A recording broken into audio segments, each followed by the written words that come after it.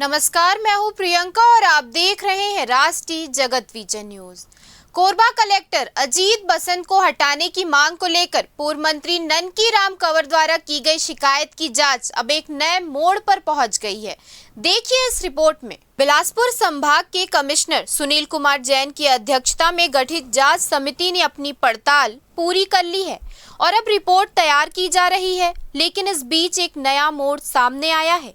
पूर्व मंत्री ननकीराम कंवर की शिकायत क्रमांक 5 में जिस प्रेमचंद पांडे का जिक्र है, उसके खिलाफ रायपुर पुलिस ने बीएनएस की धारा 174 के तहत मामला दर्ज किया है।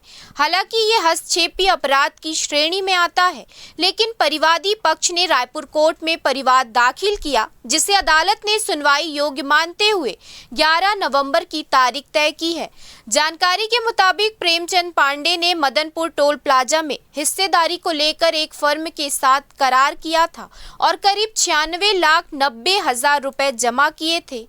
भुगतान और एग्रीमेंट में मतभेद के बाद मामला विवाद में बदल गया और धमकी देने का आरोप भी सामने आया है।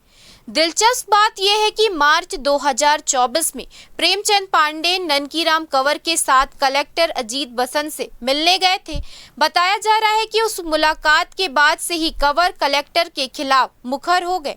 कंवर ने 22 सितंबर को सीएम को 14 सूत्रीय शिकायत पत्र भेजकर कलेक्टर को हटाने की मांग की थी और 4 अक्टूबर को सीएम निवास के बाहर धरना देने पहुंचे थे, लेकिन पुलिस ने उन्हें नजरबंद कर दिया। अब सबकी नजरें कमिश्नर की रिपोर्ट पर है, जो तय करेगी कि कलेक्टर के खिलाफ लगे आरोपों में कितनी सच्चाई है और इस पूरे विवाद के पीछे असल वजह क्या है। फिलहाल इस खबर में इतना ही। देश प्रदेश की खबरों से अपडेटेड रहने के लिए हमारे चैनल को सब्सक्राइब करें और नए खबरों के नोटिफिकेशन के लिए बेल आइकॉन जरूर दबाएं। नमस्कार।